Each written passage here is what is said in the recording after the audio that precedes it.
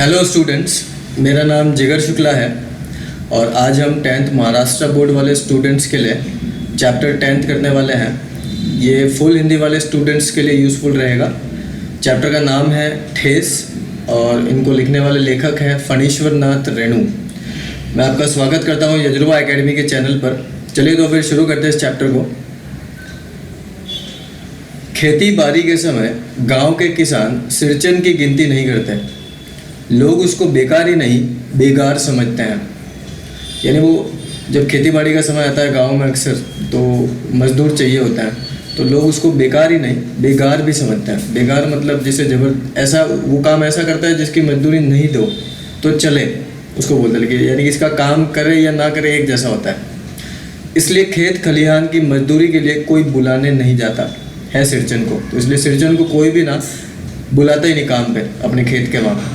क्या होगा, उसको बुलाकर दूसरे मजदूर खेत पहुंचकर 1/3 काम कर चुके होंगे। 1/3 मतलब 1/3। तब कहीं सिरचन राय हाथ में कुर्बी डालता हुआ दिखाई पड़ेगा। यानी जब लोगों का 1/3 काम हो चुका होगा तब जाके वो वहाँ पहुँचेगा। पग डंडी पर तौल तौल कर पाँव रखता हुआ धीरे धीरे तौल कर धीरे धीरे संभल कर पाँव रखते हुए आएगा।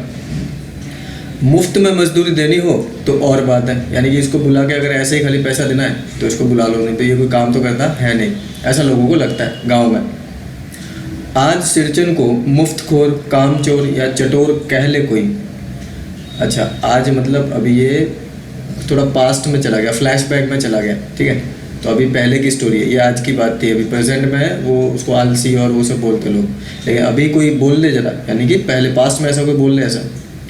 एक समय था जब उसकी मड़ैया के पास बाबू लोगों की सवारियां बंधी रहती थी। यानी कि जब वो जहाँ बैठता, उसकी जो सभा होती, वहाँ बहुत सारे बाबू लोग आकर के उनकी सवारियां बंधी रहती थी, वो आके उसके पास बैठते थे। उससे लोग पूछते ही नहीं थे, उसकी खुशामद भी करते थे। यानी खाली उसको पूछते नहीं थे, उसकी खुशामद करते थे, यानी उसकी तारीफ़ें करते थे, जी हुजूरी करते थे कि अरे सिरचन भाई आप जैसा बोले वैसा। अरे सिरचन भाई अब तो तुम्हारे ही हाथ में यह कारीगरी रह गई है, कारीगरी। यानी कि वो ऐसा काम करता था कि ये काम सिर्फ तुम ही कर सकते हो, ऐसा कारीगर हो तुम इस काम के। सारे इलाके में, इस पूरे इलाके में तुम्हारे जैसा काम और कोई नहीं करता। एक दिन का समय निकाल कर चलो, बड़े भैया की चिट्ठी आई है शहर से। सिरचन से एक जोड़ा चिक बनाकर भेज दो, ठीक है। चिक यानी एक तरह का पर्दा है, तो एक जोड़ा जो है वो बना के भेज दो। मतलब ये कढ़ाई बुनाई का काम करता है। ये जो चटाइयाँ, दरियाँ, पर्दे जो लगते हैं वो बनाता है वो। मुझे याद है मेरी माँ जब कभी सिरचन को बुलाने के लिए कहती, मैं पहले ही पूछ लेता भोग क्या क्या लगेगा। यानी कि अब ये जो फणीश्वर नाथ रेणु है, जो उनकी माँ जब भी सिरचन को बुलाने के लिए कहती तो वो बोलता कि भोग क्या, यानी खाने पीने का शौकीन है ऐसा, तो ये क्या क्या खाएगा। माँ हंसकर कहती, जा जा बेचारा, मेरे काम में पूजा भोग की बात नहीं उठाता कभी। यानी कि सिरचन मेरे काम को लेकर के कभी ऐसा खाने पीने की बात नहीं करता। पड़ोसी गांव के पंचानंद चौधरी के छोटे लड़के को एक बार मेरे सामने ही बेपानी कर दिया था। बेपानी कर दिया नहीं, बेइज्जत कर दिया था सिरचन ने। तुम्हारी भाभी नाखून से खांट कर तरकारी परोसती है और इमली का रस डालकर कढ़ी तो हम मामूली लोगों की घरवालियाँ बनाती है। यानी तुम्हारी जो भाभी है वो तरकारी जब परोसती है तो नाखून से खांट कर परोसती है, यानी कि बहुत ही कम ऐसा खाना उसको दिया होगा, फिर उसको गुस्सा आ गया। और इमली का रस डालकर कढ़ी तो हम मामूली लोगों की घरवालियाँ बनाती है। यानी कि अभी कढ़ी कैसे बनती है, वो दही से बनती है या फिर वो उसमें छाछ से बनती है ना, मतलब इमली का रस डाल के ऐसा बनाई होगी खट्टी, तो इसीलिए उसको बुरा लगा वो बात। तो उसने उसको सुना दिया, बेसिकली उसकी बेइज्जती कर दी। तुम्हारी भाभी ने कहाँ से बनाना सीखी है, तुम्हारी भाभी जो है ये इमली वगैरह से कैसे बना लेती है ऐसा। इसलिए सिरचन को बुलाने के पहले मैं माँ से पूछ लेता। तो जो लेखक है वो माँ से पूछ लेता कि उनके लिए खाने पीने का क्या क्या बंदोबस्त करना है ऐसा। सिरचन को देखते ही माँ हुलस कर कहती, आओ सिरचन, हुलस करने खुश होकर कहती, आज नीनू मत रही थी तो तुम्हारी याद आई। मत रही थी मतलब वो बटर निकालते ना, दूध में से मक्खन निकालते हैं वो। घी की खखोरन के साथ चूड़ा तुमको बहुत पसंद है ना। जब घी बनाते हैं ना तो तब पतीले में थोड़ा बहुत कुछ वो चिपक जाता है जब उसको बनाते तब, तो उसके साथ चूड़ा यानी नमकीन होता है एक तरह का, तो वो मिक्स करके तुम्हें बहुत पसंद है ना खाना ऐसा। और बड़ी बेटी ने ससुराल से संवाद भेजा, लेटर भेजा है, पत्र भेजा है। उसकी ननद रूठी हुई है मोती की शीतल पाटी के लिए। मोती एक पेड़ का नाम है और शीतल पाटी दरी जो बिछाने की होती है ना, चटाई, वो। तो मोती की चटाई के लिए उसने एक लाइक वो रूठी हुई है कि उसको चाहिए, हाथ से बनी हुई। सिरचन अपनी पनियाई जीभ को संभाल कर हंसता। पनियाई जीभ यानी पानी आया, यानी वो पहले तो उसको घी के खखारन के साथ चूड़ा बोला ना खाने के लिए, तो उसके लिए उसको मुंह में पानी आ गया, तो फिर वो संभाल कर बोला, घी की सौंधी सुगंध सूंघ कर आ रहा हूँ काकी। नहीं तो इस शादी ब्याह के मौसम में दम मारने की भी छुट्टी कहाँ मिलती है। तो उसके मुंह में पानी आ गया और बोलते कि अभी तो शादी ब्याह का मौसम है और दहेज में सब इस तरह का घर का सामान देते हैं ना, तो इसके लिए तो इसके पास तो बहुत सारा काम आता होगा उस टाइम पे, तो इसलिए बोलता है कि दम मारने की भी छुट्टी नहीं, सांस लेने की भी फुर्सत नहीं है। सिरचन जाति का कारीगर है, यानी ये कारीगर है, हथकड़ा काम करता है, हाथ से बनी हुई चीज़ें बनाता है। मैंने घंटों बैठकर उसके काम करने के ढंग को देखा है। एक एक मोती एक घास होती है, और पटेर को हाथ में लेकर, पटेर भी एक तरह की घास है, यानी कि ये वो पेड़ों की जो छाल और घास होती है ना, उसको हाथ में लेकर बड़े जतन से उसकी कुच्ची बनाता है। कुच्ची मतलब वो उसको समेट करके वो जो गोल गोला बनाते हैं ना, जैसे अपन वो धागे समेट के कैसे करते हैं वैसे। फिर कुच्चियों को रंगने से लेकर सुतली सुलझाने में पूरा दिन समाप्त। फिर उन कुच्चियों को पहले रंग करता, अलग अलग कलर की जो बनानी है वो। फिर सुतली एक तरह की धागा होता है, एक तरह की रस्सी जैसा होता है, रस्सी थोड़ा पतला, तो वो बांधने के काम आता है। तो सुलझाने में पूरा ही दिन खत्म, यानी वो कलर करके उसमें वो पूरा दिन निकल जाता, मतलब बड़े मन लगा के काम करता है बेसिकली वो। काम करते समय उसकी तन्मयता में जरा भी बाधा पड़ी कि गेहूं सांप की तरह फुकार उठता। यानी अगर उसको काम करते टाइम में तन्मयता यानी कॉन्सेंट्रेशन में उसका लाइक जो ध्यान है उसमें अगर किसी ने बाधा डाली तो वो गेहूं सांप, यानी एक सांप आता है जो गेहूं के कलर का होता है, इसलिए उसको गेहूं सांप बोलता है, यानी ब्राउन कलर का सांप होता है वो। तो फुकार उठता, यानी भड़क जाता, गुस्सा आ जाता उसको। फिर किसी दूसरे से करवा लीजिए काम। सिरचन मुँह जोर है, काम चोर नहीं। मुँह जोर यानी वो मुँह पे बोल देता है जो है, लेकिन काम चोर नहीं है, वो काम अपने मन से करता है पूरे। बिना मजदूरी के पेट भर भात पर काम करने वाला कारीगर, यानी कोई पैसा नहीं लेता, बस उसको खाने के लिए दे दो, ऐसा कारीगर है। दूध में कोई मिठाई न मिले तो कोई बात नहीं, यानी कि खाने पीने में अगर कोई ज़्यादा अच्छा नहीं मिले तो चले, किंतु बात में ज़रा भी झाला वह पसंद नहीं, वह नहीं बर्दाश्त कर सकता। लेकिन बात उसको प्यार से ही करनी, उसको अगर बात आड़ी टेढ़ी कर दी तो उसको झाला यानी गड़बड़, वो उसमें बर्दाश्त नहीं करता वो। सिरचन को लोग चटोर भी समझते हैं। चटोर यानी जो खाने पीने का शौकीन हो, वो है ही थोड़ा सा। तली बघारी हुई तरकारी, यानी तल कर जो फ्राई करते हैं, बघारना यानी फ्राई करना, और ऐसी अगर तरकारी हो यानी सब्जी हो, फिर दही की कड़ी हो और मलाई वाला दूध, इन सब का प्रबंध पहले कर दो। प्रबंध यानी तैयारी कर लो। तब सिरचन को बुलाओ, दुम हिलाता हुआ हाजिर हो जाएगा, यानी कि एकदम ऐसा भाग के आ जाएगा। खाने पीने में चिकनाई की कमी हुई कि काम की का सारी चिकनाई खत्म। खाने पीने में थोड़ा इधर उधर हुआ तो वो काम में भी थोड़ा सा इधर उधर करेगा। काम अधूरा रख कर उठ खड़ा होगा।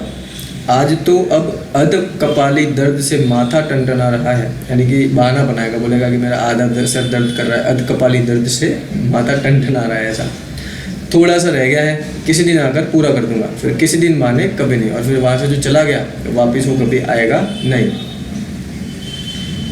मोती घास और पटेर की रंगीन शीतल पाटी, यानी उसकी घास और जो पटेर है वो एक पेड़ है, उसकी जो है अलग अलग कलर की वो शीतल पाटी बनाएगा। बाँस की तिलियों के झिलमिलाती चिक यानी पर्दा, तो तिलियों से वो एक मस्त एकदम पर्दा बनाएगा। सतरंग डोरे के मोड़े, 7 रंग के जो वो मोड़े बनाएगा। फिर भूसी चुन्नी रखने के लिए मूंछ की रस्सी के बड़े बड़े जाले, यानी कि वो रखते हैं ना, क्या बोलते हैं, घास फूस रखने के लिए वो बड़ा जाला होता है वो। फिर हलवाओं के लिए ताल के सूखे पत्तों की छपरी टोपी, तो ताल के सूखे पत्ते वो जो हलवाए होते हैं उनके लिए वो टोपी वगैरह भी बनाता है, छतरी भी बनाता है। इस तरह के बहुत से काम हैं, यानी ऐसे बहुत सारे काम जो से आते हैं जिन्हें सिरचन के सिवा गाँव में और कोई नहीं जानता। यह दूसरी बात है कि अब गांव में ऐसे कामों को बेकाम का काम समझते हैं लोग। अभी घर में जो ज़रूरी सामान है उसको लोग बोलते हैं कि बेकाम, अभी तो मशीन से बन जाता है तो सस्ता आता है वो, तो हाथ से बनाएगा तो ज़्यादा टाइम लगेगा, इसीलिए बेकाम का काम जिसकी मजदूरी में अनाज या पैसे देने की कोई ज़रूरत नहीं, यानी कि उस काम के लिए उसको ना पैसे दो ना अनाज दो, पेट भर खिला दो। काम पूरा होने पर एक आध पुराना दुराना कपड़ा देकर विदा करो, यानी बस कपड़ा दे दो और थोड़ा खाना खिला दो। वह कुछ भी नहीं बोलेगा, अब काम ऐसा हो गया, वो कुछ भी नहीं बोलेगा, ऐसी बात नहीं। सिरचन को बुलाने वाले जानते हैं सिरचन बात करने में भी कारगर है, यानी वो बातें भी बड़ी अच्छी करता है। महाजन टोले के बज्जू महाजन की बेटी सिरचन की बात सुनकर तिलमिला उठी थी। ठहरो, मैं माँ से जाकर कहती हूँ इतनी बड़ी बात, यानी कि एक बार उसने उसको कुछ बोला होगा कुछ डांटा होगा, तो उसने जाके बोला कि माँ को बोल दूँगी मैं। तो बड़ी बात ही है बिटिया, बड़े लोगों की बस बात ही बड़ी होती है। नहीं तो 2-3 पटेर की पार्टियों का काम सिर्फ खेसार का सत्तू खिलाकर कोई करवाए भला। यानी उसको खाना थोड़ा कम दे दिया, खाली एक लड्डू खिला दिया उसको सत्तू का, ठीक है, सत्तू खिला दिया, और उसमें 3-4 जो 2-3 जो हो पटेर की पार्टियाँ बना दी, पार्टियाँ यानी बिछाने का बिछौना। यह तुम्हारी माँ ही कर सकती है बबूनी, सिरचंद ने मुस्कुरा कर जवाब दिया था। यानी सिरचंद ने उसकी बड़ी बेइज्जती करी थी। इस बार मेरी सबसे छोटी बहन पहली बार ससुराल जा रही थी। किसकी? लेखक की।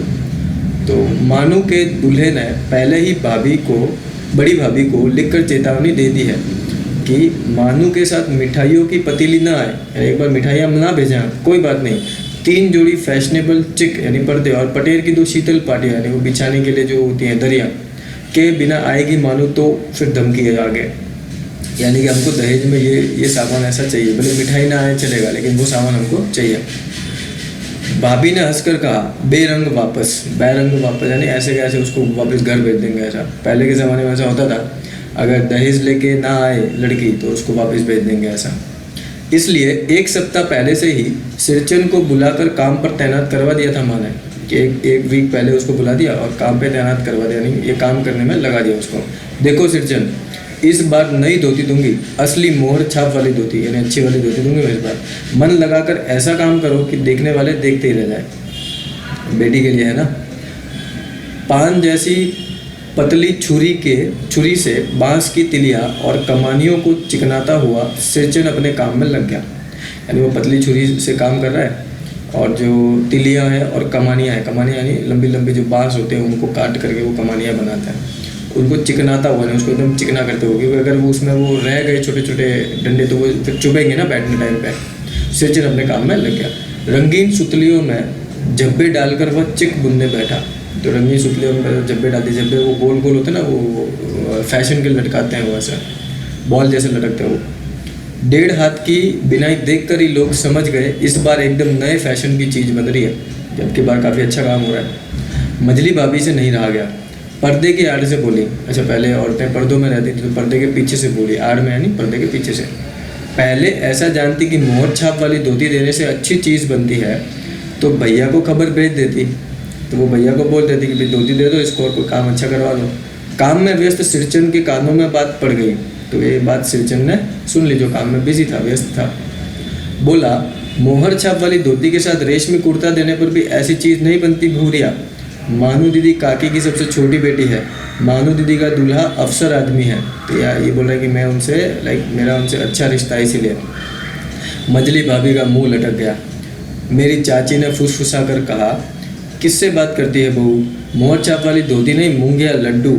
यानी इसको धोती ने इसको तो मूंगिया लड्डू, बेसिकली उसको वो चिढ़ा रही है, ठीक है, ऐसे पुराने ज़माने की सेइंग है। बेटी की विदा के समय रोज़ मिठाई जो खाने को मिलेगी, यानी उसको खाने को जो मिलेगा ना, इसीलिए देखती है ना, और वो चटोरा है ऐसा लोग मानते हैं। दूसरे दिन चिक की पहली पाती में 7 तारे जगमगा उठे, यानी अब वो जो पर्दा है वो बड़ा ही अच्छा लग रहा है। 7 रंग के सत भैया तारा, यानी कि वो ऐसा 7 रंग के जो है 7 तारे दिखो गए, वो कितने प्यारे लगते हैं, इतना प्यारा वो पर्दा भी लग रहा था। अपने काम में मगन सिरचंद को खाने पीने की सुध नहीं रहती, यानी वो खाने पीने का भी ध्यान नहीं रहता उसको। चिक में सुतली के फंदे डालकर पास पड़े सूप पर निगाह डाली। चिवड़ा और गुड़ का एक सूखा ढेला, यानी उसमें चिवड़ा डाला था, चिवड़ा पता है ना आपको, नमकीन जैसा होता है वो, और गुड़ का एक सूखा ढेला था। मैंने लक्ष्य किया, सिरचंद की नाक के पास 2 रेखाएं उभर आई, यानी सिरचंद ने वो देखते ही ऐसा मुँह बना लिया। मैं दौड़कर माँ के पास गया। माँ, आज सिरचंद को कलेवा किसने दिया है? कलेवा मतलब नाश्ता, सिर्फ चिवड़ा और गुड़। यानी उनको ये बात पता चली लेखक को कि भाई सिरचंद बुरा ना मान जाए। माँ रसोई घर के अंदर पकवान आदि बनाने में व्यस्त थी, बिजी थी। बोली, अरे मजली, सिरचंद को बूंदिया क्यों नहीं देती? बूंदिया मैंने खाता काकी।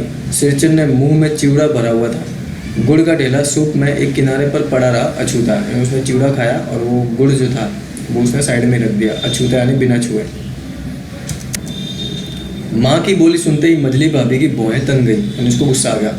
मुट्ठी भर बूंदिया सूप में फेंक कर चली गई। सूप यानी कंटेनर, एक थाली जैसा, तो उसके अंदर वो ऐसे ही बूंदिया डाल के वो बूंदी चली गई। सिरचंद ने पानी पीकर कहा, मजली बहुरानी अपने मैके से लाई हुई मिठाई भी इसी तरह हाथ खोल कर बांटती है क्या? बस मजली भाभी अपने कमरे में बैठकर रोने लगी। तो सिरचन ने बोल दिया कि ऐसे ही हाथ खोलकर बांटते हो नहीं, ऐसे कोई खाना फेंक कर नहीं दिया जाता, वो बेइज्जती होती सामने, ऐसे फेंक कर खाना देते हैं तो सामने वाले की बेइज्जती होती है। बस मजली भाभी अपने कमरे में बैठकर तो रोने लगी। तो जैसे उसने ये बोला ना तो उसको बुरा लग गया। चाची ने माँ के पास जाकर कहा, मुंह लगने से सिर पर चढ़ेगा ही। तो जो चाची है वो अभी लेखक की माँ को बोल रही है कि ऐसा मुंह लगाओगे तो सर पर चढ़ेगा ही। किसी के नहर ससुराल की बात क्यों करेगा वह, यानी किसी के भाई पियर और ससुराल की बात क्यों करते हो। मजली भाभी माँ की दुलारी बहू है। माँ तमक कर बाहर आई, यानी गुस्से में बाहर आई। सिरचन तुम काम करने आए हो, अपना काम करो, बहुओं से बदकुट्टी करने की क्या जरूरत है, यानी बहुओं से क्यों मुंह लगते हो। जिस चीज़ की ज़रूरत हो मुझसे कहो, जो भी चाहिए वो मेरे को बता दो। सिरचन का मुंह लाल हो गया, यानी सिरचन को गुस्सा आ गया, क्योंकि अब तक तो दूसरे लोग ही उसको चिढ़ा रहे थे, लेकिन अब उसकी माँ ने बोला जिसके साथ उसको अच्छा लगता है वो उसके दिल में है ना। तो अक्सर जिससे हम प्यार करते हैं, जिससे हमारा रिश्ता होता है, वो कुछ बोले तो बुरा लगता है। उसने कोई जवाब नहीं दिया, बांस में टंगे हुए अधूरे चिक में फंदे डालने लगा। वो अपना काम करते रहा, कुछ बोला नहीं। मानू पान सजाकर बाहर बैठक खाने में भेज रही थी। तो मानू जो वो कुछ कुछ घरों में ऐसे पान भी खाते हैं लोग, तो वहाँ पान बनाकर वो भेज रही थी। चुपके से पान का एक बीड़ा सिरचन को देती हुई इधर उधर देखकर बोली, सिरचन दादा, काम काज का घर, 5 तरह के लोग 5 किस्म की बात करेंगे, तुम किसी की बात पर कान मत दो। यानी कि अभी इतने शादी ब्याह का माहौल है, बहुत सारे लोग आए होंगे, तो तुम उनकी बातों पर ध्यान मत दो, ऐसा वो बोली। सिरचन ने मुस्कुराकर पान का बीड़ा मुंह में ले लिया, यानी वो अभी ज़्यादा गुस्सा उसका उतर गया बेसिकली। चाची अपने कमरे से निकल रही थी। सिरचन को पान खाते देखकर अवाक हो गई, अवाक यानी चौंक गई वो। सिरचन ने चाची को अपनी ओर अचरज से घूरते देखकर कहा, छोटी चाची जरा अपनी डिबिया का गम को आज जर्दा खिलाना, यानी कि कोई एक तरह का जर्दा है, वो खिलाओ जरा मुझे, बहुत दिन हुए। चाची कई कारणों से जली भुनी रहती थी सिरचन से, यानी चाची को तो पता नहीं कि सिरचन को गुस्सा आता था, तो गुस्सा उतारने का ऐसा मौका फिर नहीं मिल सकता। झनकती हुई बोली, यानी गुस्से में बोली, तुम्हारी बड़ी हुई जीभ में आग लगे, घर में पान और गम को आज जर्दा खाते हो, चटोरे कहीं गए। मेरा कलेजा धड़क उठा, हो गया सत्यानाश के। अब तो सिरचन जो है वो गुस्से में आ ही जाएगा, सब बर्बाद हो गया, सत्यानाश हो गया। बस सिरचन की उंगलियों में सुतली के फंदे पड़ गए, यानी उसके हाथ रुक गए। मानो कुछ देर तक वह चुपचाप बैठा पान को मुंह में घुलाता रहा, फिर अचानक उठकर पिछवाड़े पीक थूक आया। पीछे जाकर वो पान जो है थूक के आया। अपनी छुरी, हसिया वगैरह समेट संभाल कर झोले में रखे, टंगी हुई अधूरी चिक पर एक निगाह डाली और हनहनाता हुआ आंगन के बाहर निकल गया। हनहनाता हुआ मतलब ऐसी आवाज़ें करते हुए। मानू कुछ नहीं बोली, चुपचाप अधूरी चिक को देखती रही। सातों तारे मंद पड़ गए, यानी अब वो काम अधूरा रह गया। माँ बोली, जाने दे बेटी, जी छोटा मत कर, मेले से खरीद कर बेच दूंगी, यानी मैं को जो ये पर्दे हैं वो कहीं दूसरे जगह से खरीद कर बेच दूंगी। मैं सिरचन को मनाने गया, देखा एक फटी हुई शीतल पाटी पर लेट कर वह कुछ सोच रहा है। मुझे देखते ही बोला, बबुआ जी अब नहीं, यानी कि वो लेटा हुआ था कहीं तो गाँव में, तो वो लेकर गया उसको मनाने के लिए। तो उन्होंने बोल दिया कि बबुआ जी की अब नहीं, कान पकड़ता हूँ अब नहीं, मोहर छाप वाली धोती लेकर क्या करूँगा, कौन पहनेगा। ससुरी खुद मरी, बेटे बेटियों को ले गई अपने साथ, यानी इसकी बीवी की बात कर रहे हैं कि वो खुद तो मरी, बेटे बेटियों को भी अपने साथ ले गई। बबुआ जी मेरी घरवाली जिंदा रहती तो मैं ऐसी दुर्दशा भोगता, यानी मेरी ऐसी हालत होती कि बुरी दशा, दुर्दशा यानी खराब हालत। यह शीतल पाटी उसी की बनी हुई है, यानी वो जिस शीतल पाटी पर सोया है वो उसकी बीवी ने बनाई हुई है। इस शीतल पाटी को छू कर कहता हूँ अब यह काम नहीं करूँगा, यानी अब से ये जो कारीगरी का काम है ये मैं बंद कर दूंगा। कसम खाई उसने। गांव भर में तुम्हारी हवेली में मेरी कदर होती थी, यानी पूरे गांव में सिर्फ तुम्हारे घर पे मेरी इज्जत थी, अब क्या। मैं चुपचाप वापस लौट आया, समझ गया कलाकार के दिल में ठेस लगी है, वह नहीं आ सकता। यानी कि जो सिरचन है उसको बुरा लग गया है, उसका दिल जो है वो टूट गया है, तो अब वो नहीं जाएगा वापस उस घर में। बड़ी भाभी अधूरी चिक में रंगीन छीट का झालर लगाने लगी। यह भी बेजा नहीं दिखलाई पड़ता क्यों मानू, यानी यह भी इतना बुरा नहीं दिखता। मानू को पूछ रही है, मानू कुछ नहीं बोली बेचारी। किंतु मैं चुप नहीं रह सका, चाची और मजली भाभी की नज़र न लग जाए इसमें भी। तो वो बोला कि इसमें कहीं उनकी नज़र ना लग जाए, चाची और मजली, उसकी उन्हीं की वजह से वो सिरचन गुस्सा होकर गया था ना। मानू को ससुराल पहुंचाने मैं ही जा रहा था। मैं कौन, लेखक की बहन है ना वो। स्टेशन पर सामान मिलाते समय देखा मानू बड़े जतन से अधूरी चिक को मोड़कर लिए जा रही है अपने साथ। तो वो जो सिरचन ने बनाई थी आधी अधूरी वो लेकर जा रही है। मन ही मन सिरचन पर गुस्सा हो आया। चाची के सुर में सुर मिलाकर कोसने को जी हुआ, कामचोर चटोर। तो उसको सिरचंद पर गुस्सा आ गया, लेखक को भी थोड़ी देर के लिए। गाड़ी आई, सामान चढ़ाकर मैं दरवाज़ा बंद कर रहा था कि प्लेटफॉर्म पर दौड़ते हुए सिरचंद पर नज़र पड़ी। बबुआ जी, उसने दरवाजे के पास आकर पुकारा तो सिरचंद आ गया दौड़ते हुए और उसने लेखक को बुलाया कि बबुआ जी ऐसा करके। क्या है? मैंने खिड़की से गर्दन निकाल कर झिड़की के स्वर में कहा। झिड़की यानी डांटते हुए बोला कि क्या है ऐसा। सिरचंद ने पीठ पर लदे हुए बोझ को उतारकर मेरी ओर देखा। दौड़ता आया हूँ, दरवाज़ा खोलिए। मानू दीदी कहाँ है? एक बार देखूँ। मैंने दरवाज़ा खोल दिया। सिरचंद दादा, मानू इतना ही बोल सकी। खिड़की के पास खड़े होकर सिरचंद ने हकलाते हुए कहा, यह मेरी ओर से है, सब चीज़ें हैं दीदी, शीतल पाटी, चिक और एक जोड़ी आसनी कुश की। और गाड़ी इतने में चल पड़ी। मानू मोहर छाप वाली धोती का दाम निकाल कर देने लगी। सिरचंद ने जीप को दांत से काट कर दोनों हाथ जोड़ लिए। उसने हाथ जोड़ लिए कि मुझे पैसे नहीं चाहिए। मानू फूट फूट कर रो रही थी। मैं बंडल को खोल कर देखने लगा। ऐसी कारीगरी, ऐसी बारीकी, रंगीन सुतलियों के फंदों का ऐसा काम पहली बार देख रहा था। यानी लेखक को बड़ा अच्छा लगा उसका काम। चलिए, तो इसी के साथ हमारा चैप्टर ख़त्म होता है। ये काफ़ी भावनात्मक स्टोरी है एक कलाकार की, उसके दिल की बात है कि किस तरह से कुछ लोग कितने सेंसिटिव होते हैं इस दुनिया में। तो हमें अपने शब्दों से किसी का दिल नहीं दुखाना चाहिए। चलिए, तो होमवर्क की बात कर लेते हैं। शब्द संपदा कर लेना, मुहावरों का वाक्यों में प्रयोग करना, फिर कृतियाँ पूर्ण करनी है। इसमें पहला, दूसरा, तीसरा। कला और कलाकार का सम्मान करना हमारा दायित्व है। इस पर अपने शब्दबद्ध कीजिए। बेसिकली एक तरह से तो पैराग्राफ लिखना है, तो 10 से 12 लाइन में लिख देना। चलिए, तो मिलते हैं फिर अगले लेक्चर में। उससे पहले भाषा बिंदु भी है, भाषा बिंदु कर लेना। काल परिवर्तन करना है और इसमें भी काल परिवर्तन करने हैं। और एक तुम्हें निबंध लेखन करना है। पुस्तक प्रदर्शनी में 1 घंटा, अगर तुम किसी बुक एग्जीबिशन में गए हो तो वहाँ पर इसके बारे में तुम्हें लिखना है। चलिए, तो फिर मिलते हैं अगले लेक्चर में। So see you guys, bye bye, and please do your homework on time.